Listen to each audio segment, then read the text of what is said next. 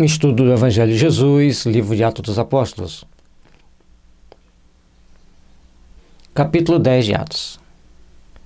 E havia em Cesareia um varão, por nome Cornélios, centurião da corte chamada italiana, piedoso e temente a Deus, com toda a sua casa, o qual fazia muitas esmolas ao povo e, de contínuo, orava a Deus. Esse Cornélios, ele tem um livro que chama Cornélio, centurião que viu Jesus, que conta a história de Cornélios. Cornélios é o mesmo Aristóteles, que é o mesmo Kardec.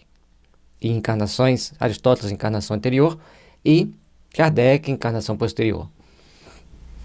Este, quase à hora nona do dia, viu claramente numa visão um anjo de Deus que se dirigia para ele e dizia: Bom, aqui já mostra que Cornélios ele tinha a vidência e a audiência, que à medida que o anjo vem, se materializa, ele está vendo, e fala, ele está ouvindo.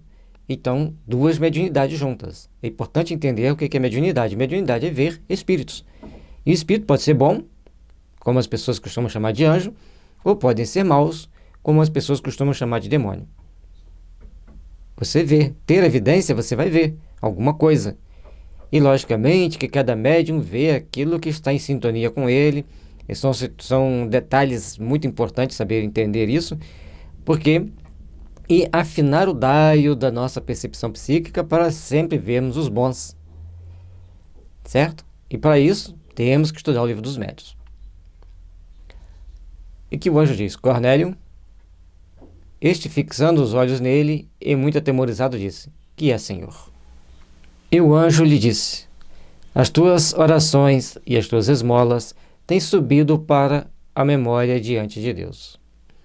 Então, Cornélios era bastante piedoso, fazia muitas orações, fazia o jejum e ajudava as pessoas carentes, ajudava as pessoas necessitadas. E a partir de um determinado momento, então ele começa a receber os benefícios dessas visões. Vejamos. E continua o anjo dizendo para ele: Agora, pois, envia homens a Jope e manda chamar Simão, que tem por sobrenome Pedro.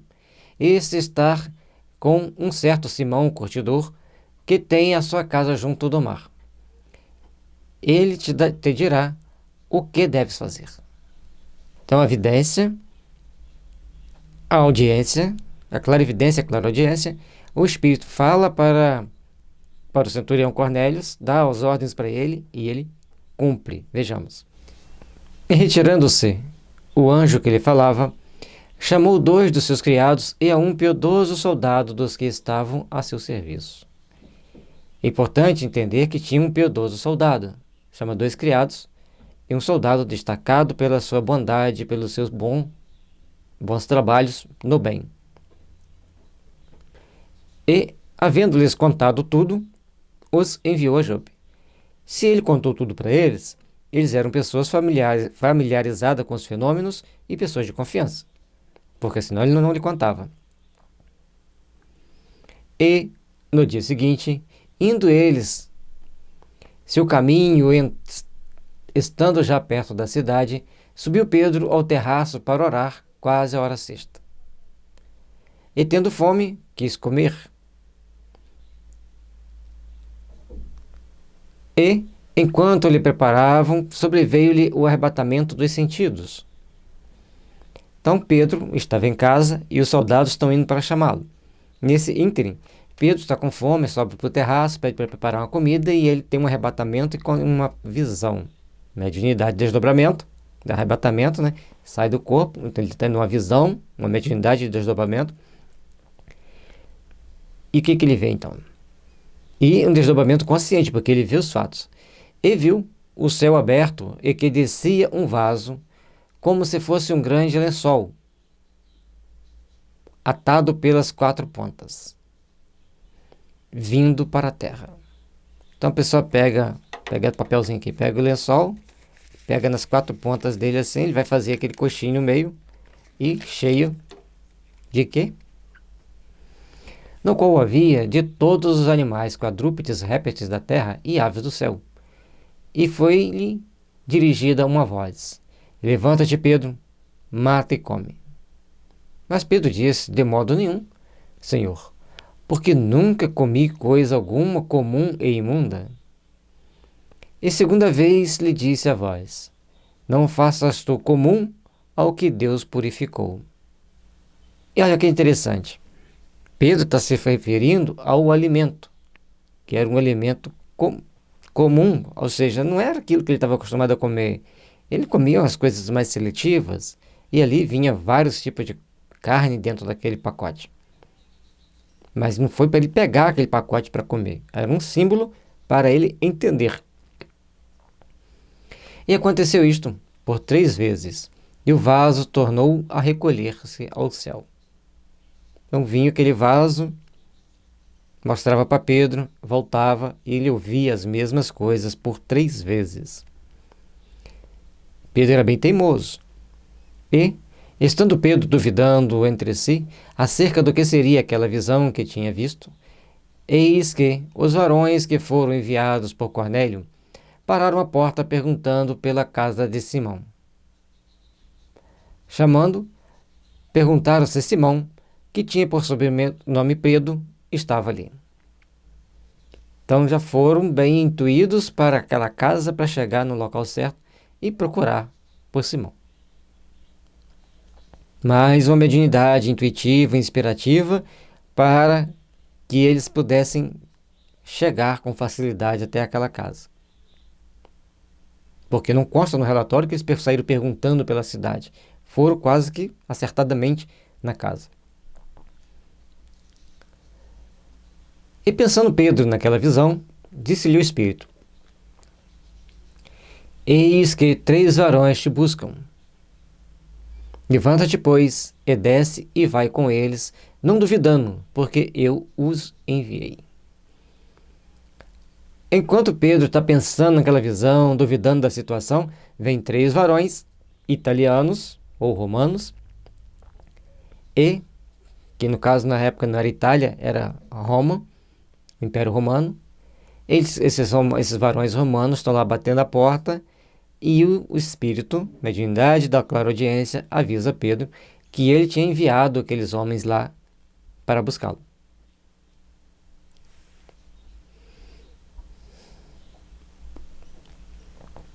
E descendo Pedro para junto dos varões que lhe foram enviados por Cornélio, disse: sou eu a quem procurais. Qual é a causa por que estáis aqui? Então, ele teve coragem de lá saber atender, coragem de se identificar, porque naquela época os apóstolos não tinham nenhuma segurança, eles viviam sempre assustados, com um certo medo, com muita cautela. Tudo que eles iam fazer, eles tinham que ter muita cautela. E eles disseram: Cornélio, o centurião, varão justo e temente a Deus, e que tem por testemunho de toda a nação dos judeus, foi avisado por um santo anjo para que te chamasse à sua casa e ouviste as tuas palavras. E aí, eles chegam e têm a coragem de fazer uma identificação dessa para Pedro, embora Pedro fosse familiarizado com essas informações, não por parte dos romanos, mas por parte dos judeus. E o interessante é que esse também Cornélio é aquele mesmo centurião lá atrás, que Jesus fala: nunca vi em Israel alguém com tamanha fé. Então, chamando-os para dentro, os recebeu em casa, e no dia seguinte foi Pedro com eles,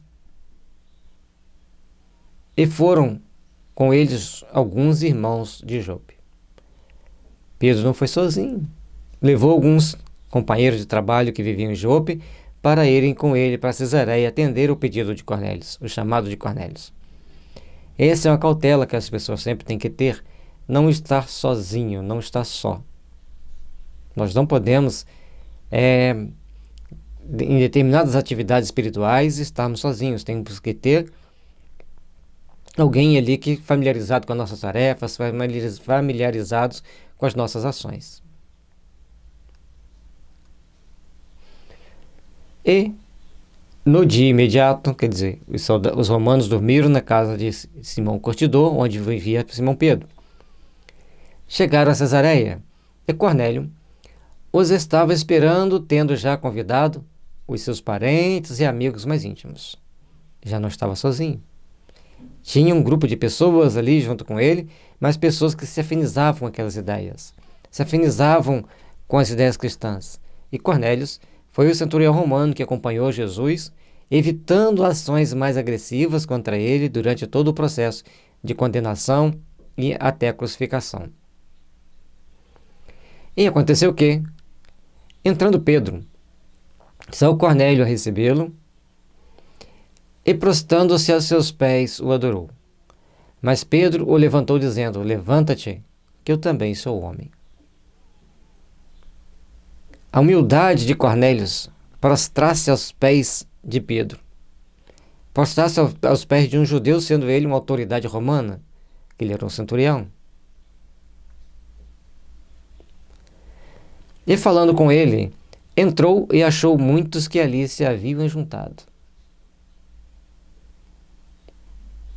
Conversou com Cornélios, a saudação inicial de Pedro com Cornélios, e lá no salão está cheio de gente, curiosos para saber o que Pedro tinha para dizer.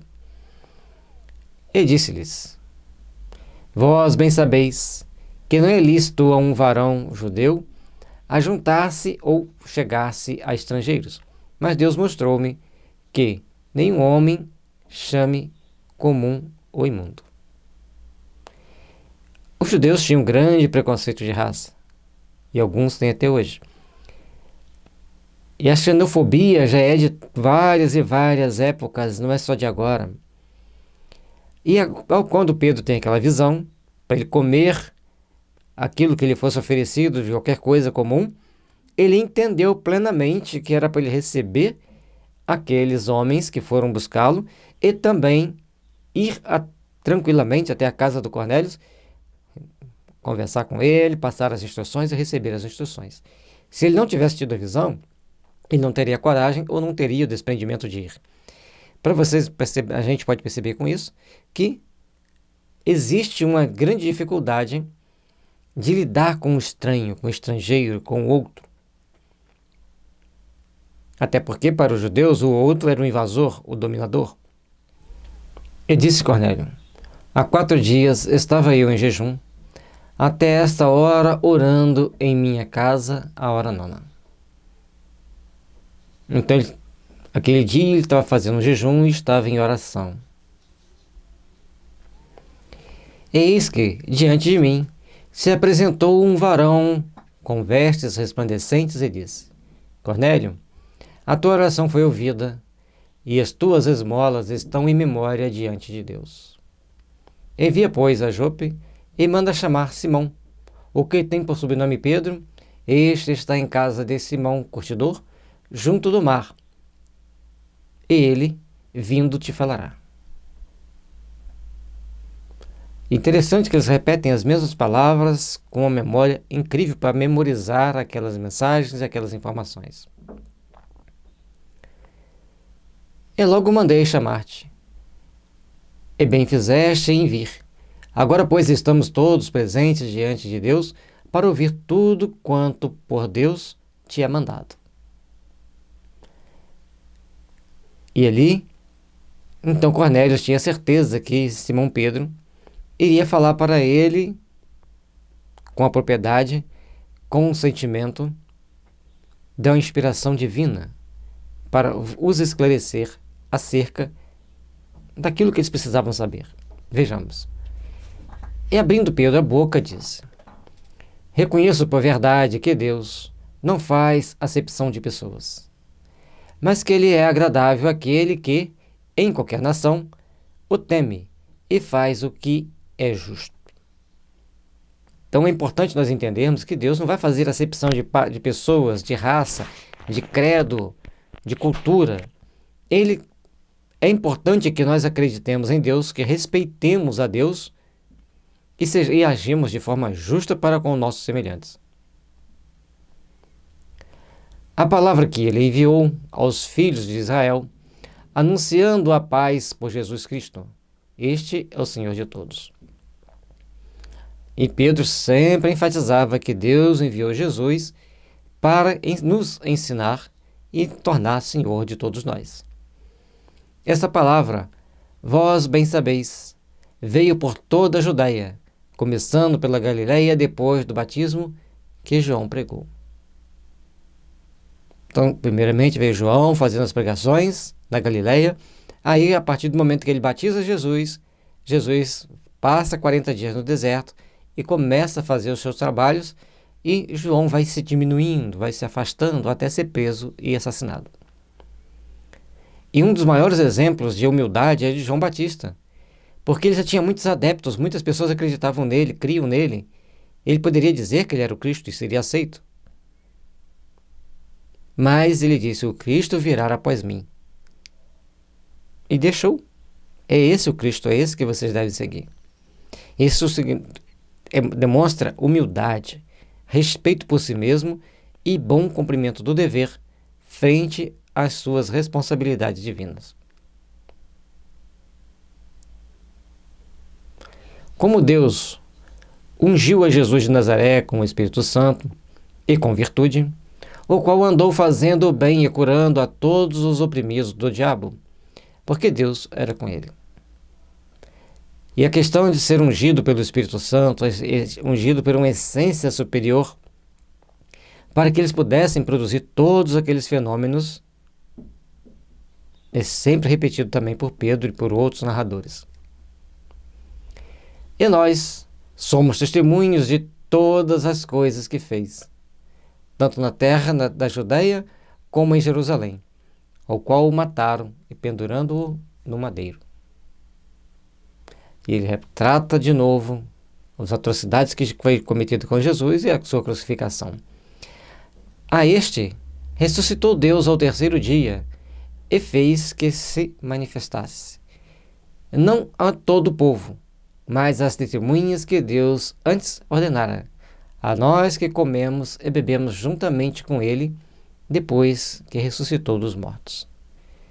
Então Jesus não apareceu para todo mundo, apareceu para um grupo seleto, principalmente por discípulos e seus apóstolos, que ali eram chamados 500 da Galileia, aqueles 500 que tinham o compromisso de divulgar o cristianismo para o mundo. E nessa aparição, numa dessas aparições que Jesus faz, ele senta à mesa e come o mel e come o peixe. Está relatado por Lucas. E nos mandou pregar ao povo e testificar que ele é o que por Deus foi constituído juiz dos vivos e dos mortos. E aí é que as pessoas têm que procurar entender. Jesus não pedia para os apóstolos, ele dava uma ordem e eles cumpriam. Vai pregar e mostra que Deus me enviou para ser juiz dos vivos e dos mortos. Eu tenho poder total sobre a terra. Aí você fala assim, mas será que tem? Tem tanta coisa ruim aqui? Porque nós ainda somos ruins. No dia que formos bons, não terá coisa ruim mais. Questão 10:19 do Livro dos Espíritos. A este dão testemunho todos os profetas, de que todos os que nele creem receberão o perdão dos pecados pelo seu nome. E dizendo Pedro ainda estas palavras, caiu o Espírito Santo sobre todos os que ouviam a palavra. Todos que estavam ouvindo a palavra de Deus, ouvindo as palavras de Pedro, esclarecendo aqueles corações, aquelas pessoas, aí eles recebem essa chama divina que lhes dá poderes especiais para trabalharem e operarem em nome do Senhor. E os fiéis, que eram da circuncisão, todos quantos tinham vindo com Pedro, maravilharam-se de que o dom do Espírito Santo se derramasse também sobre os gentios. E Lucas, que também era romano, fazendo esse relato do Ato dos Apóstolos, ele mostra que eles ficaram surpresos. Por que os gentios também recebem o Espírito Santo? Eles não são circuncidados, nós somos. Porque os ouviram falar em línguas e magnificar a Deus. E uma das características, quando eles recebiam essa chama sagrada, que é chamado aqui de Espírito Santo, eles recebiam, então, eles adquiriam então poderes, e um deles era falar em línguas estrangeiras. Respondeu então Pedro, pode alguém, porventura, recusar a água para para que não sejam batizados estes que também receberam, como nós, o Espírito Santo? E ali ele fazia um questionamento aos seus companheiros de viagem, aqueles que eram judeus que tinham ido com ele. Como a gente pode negar, recusar oferecer água do batismo para eles?